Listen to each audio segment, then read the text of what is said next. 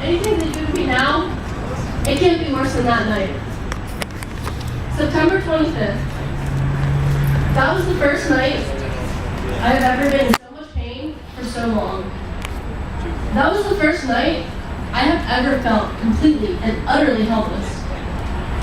That was the first night I saw girls cry because they had to pee so bad.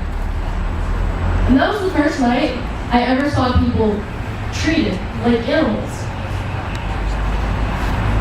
We were treated like criminals, but not taken seriously like criminals.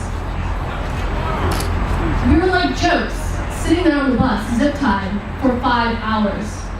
Different cops would come up every now and again just to talk or laugh at us. I stared at a group of soldiers outside the bus, standing around leisurely, texting their friends, talking, taking pictures. Clearly we were no threat, but we were treated like one. After 5 hours of sitting on the bus, we finally got off, one at a time, as if they were doing us a favor.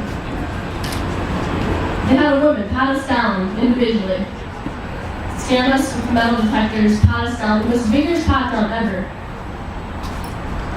And not only was that humiliating, I accepted it as procedure, but I didn't accept the grown men that stood around watching, the other soldiers, who had nothing better to do but watch these 18, 19, 20, 21-year-old girls get pat down.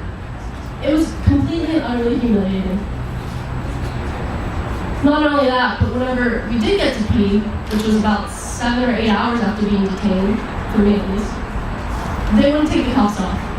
And of course, we weren't allowed to close the door completely. The door of the porta john. And then we got booked inside, waited for about 4 more hours, some even longer, because the systems were backed up. We knew for months that this was going to happen. They planned court dates for people to get arrested, yet the systems were backed up. We had to sit on the bus for 5 hours because the systems were backed up. When I got moved inside, I kept asking these officers in various colored uniforms what I was being charged for.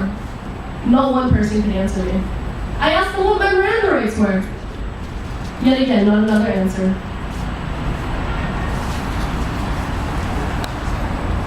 Eventually, they released us into the streets of Northside in the rain.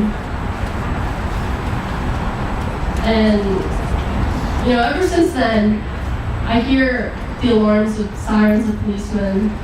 I see them walking down the streets. And something jumps inside.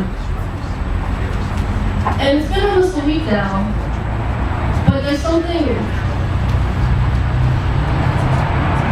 I still have not put my bracelets on just because the principle of how precious risk can be and how violating it was.